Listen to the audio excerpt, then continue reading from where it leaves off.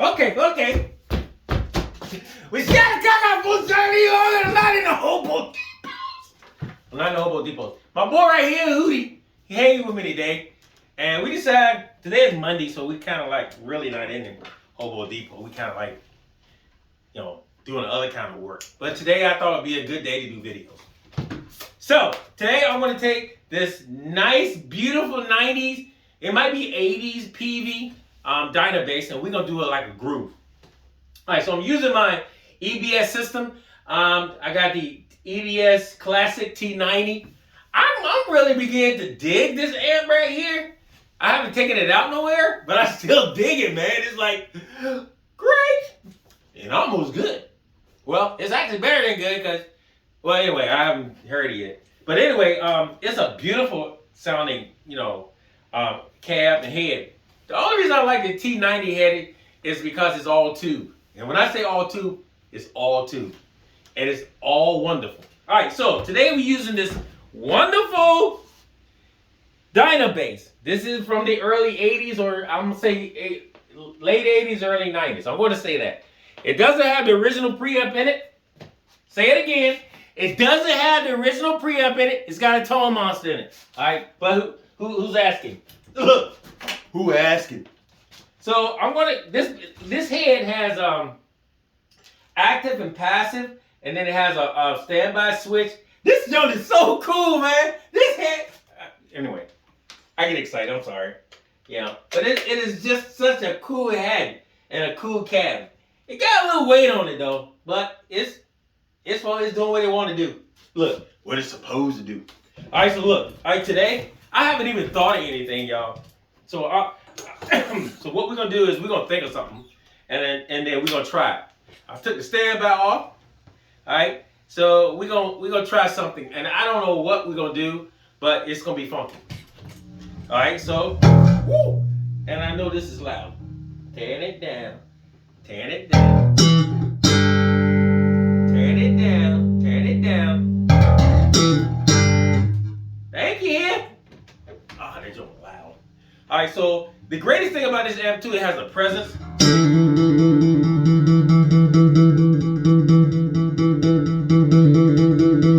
I turn the presence back a little bit. Woo! Woo! This joke sound amazing and good. All right, so we're gonna try something. Let's try something. Think.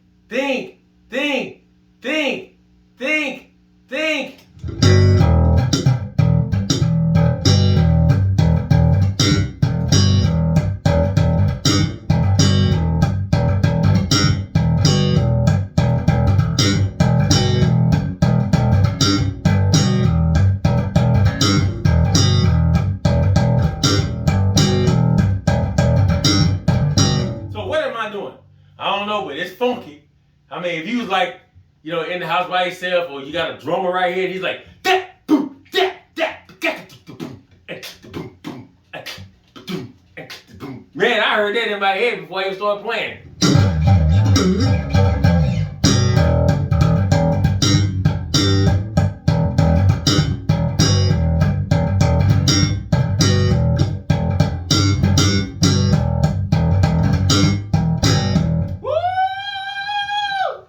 In my head before I even start playing. God, that's sweet. Bet you can do that too, Hootie, with your other bass you got on your bag. Alright, so make sure we tune.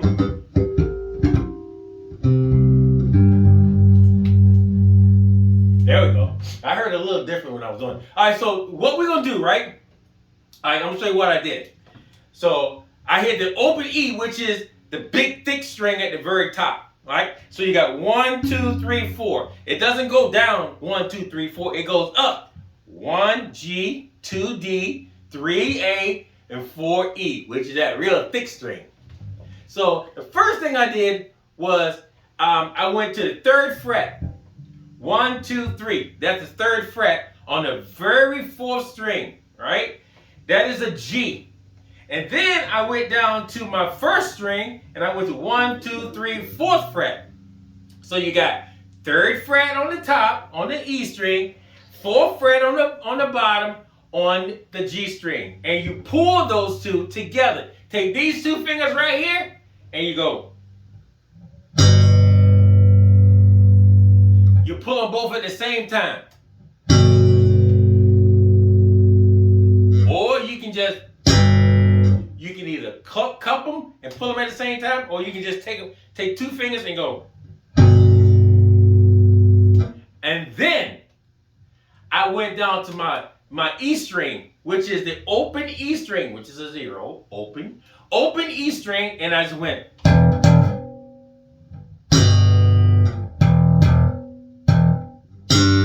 Now, that note right there, if you can see my hand drop down, I take that little finger right there and I pull that first string, which is a what? A G string, and I pull it by itself. So first thing I did was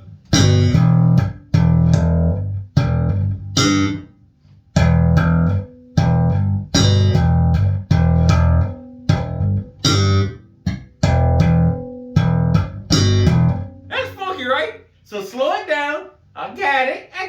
See, Hootie showed me this lick. You know, he didn't want to do it because he didn't want y'all to think that, you know, he's showing me everything, which he probably is. I just won't say it. All right, so here we go. Open string, E.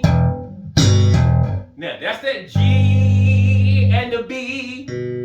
Okay, so if you go 1, 1, 2, 3, 4, that's a B. And if you go open F, F sharp, or G flat, and G on the 4th string.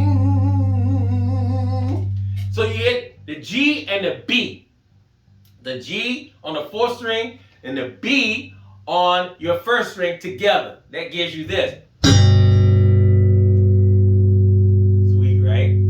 So the groove is, I mean, you already got the groove. You're probably already doing it, already left. And you're like, I got it, man. Show us something else. I'm like, I ain't got nothing else. I just thought of that. But, okay.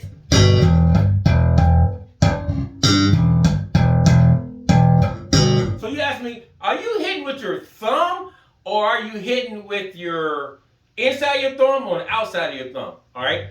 Basically, I'm just hitting right at the corner of my thumb. All right. I never had calluses. I don't ever want calluses. Anybody who got calluses either got really soft skin or they just beat the snot out of that bass.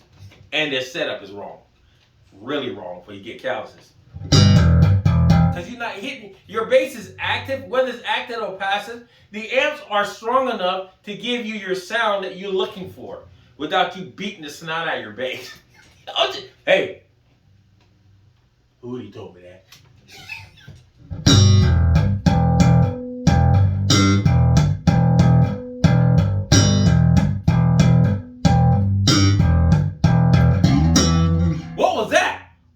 Show you. That's the E. 1, 2, 3, 4, 5, 6, 7, 8, 9. And the 1st string, 9 on the 1st string. 9 frets on the 1st string. 1, 2, 3, 4, 5, 6, 7, 8, 9. And how many strings on the A string, which is the number 3 string?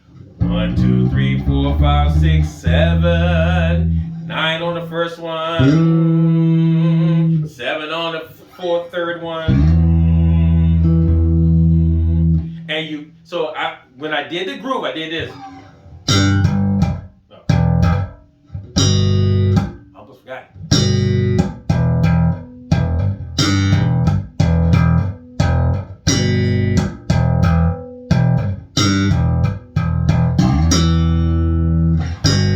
Rip back again. What that, excuse me. That 7 and 9 took care of that open E.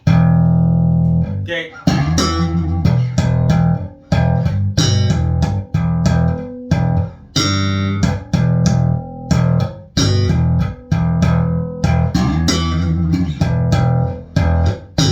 So he's like, yeah, I hear you hitting the 7 and the 9, but it sounds like you're doing something else with it.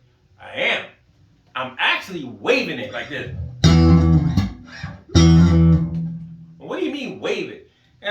Sliding it, waving it, how you ever want to say it. I go to the 7 and 9, and I go to the 8 and 10, like this. really quick. Real quick, watch this.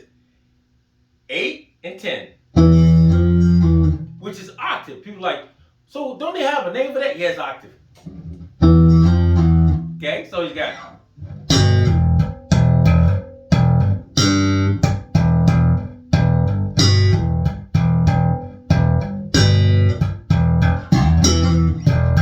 Yeah. Woo! That's funky right there. That was funky, Hootie. That was funky, bro. I gotta tell you that was funky. So now, if you put it in perfect time, you gotta listen.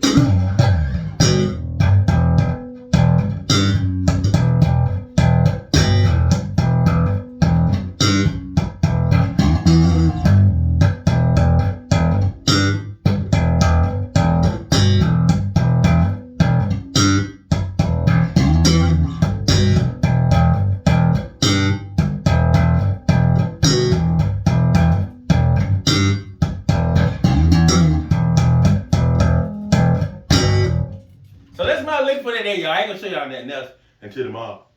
But look, I'm using my Dyna bass to do it, y'all. You know, this joint sounds amazing, man. I'm telling y'all, that bass is amazing. It plays amazing. It sounds amazing. I might need another one.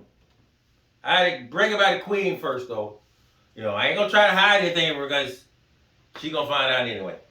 But this Dyna bass, I always like Peavey Dyna basses, and I always like Peavey Foundations. They are great playing basses. A lot of people can't afford the Jazzes. Now you can't afford a Jazz because the Squire is out, and you can get a Squire. It looks like a Jazz. But back in the day, they didn't really have people jumping on Squires like talking about it. But now, you know, so back in the day, Peavey came out with the Foundation. The Foundation and the Dyna bass, which is active. And the Dyna bass came in 4 and 5, and the 6th was a TLC, TL6. I said TLC, Hootie. I said not the group. It was a TL6. It was Tom Landers. Tom Landers had a TL6, and I think he had a TL5. And the TL6 and the TL5 had they had ferrettes in it, and the TL6 had the double P's in it. Peavey really did a lot for us in the 80s and 90s. Early 90s. But late 80s, Peavey was rocking, man. I had a couple of, my first 5 was a Peavey Dyna bass. My first 5 was a Peavey Dyna bass. And I was really, really impressed with that bass. It was all white. It was just beautiful. They came in beautiful colors like red, white, black. Not too many naturals, but they started going out, they started coming out with some of the lid. But anyway, y'all, I just want to say thank y'all for coming by. This ain't even a Hobo Depot. This is Longcastle. This is a studio. So I want to thank you guys for coming by my YouTube channel. I want more guys to come by. So tell other folks. Every morning we pray for y'all. My queen and I, we pray for y'all that y'all have safety in your homes and your families on the way to work and from work and while you at work. Another thing is we ask you to pray for the queen and I and the Hobo Depot. That it may continue on being a watering hole for the world. And Hootie, watering hole. And one more again. One note can heal the world. People get asking me, what is one note? One note is when all the bass players get together, whether they pray or whether they call somebody and say, hey man, how you feeling? How you doing? Just checking up on you. That's one note. That's what one note does. So once again, guys, thank you. Please share, please like, please subscribe, please tell other folks to come by the Hobo Depot and come by my channel. So shout it out, folks. Johnny Line, Hobo Depot. Next dope. Peace.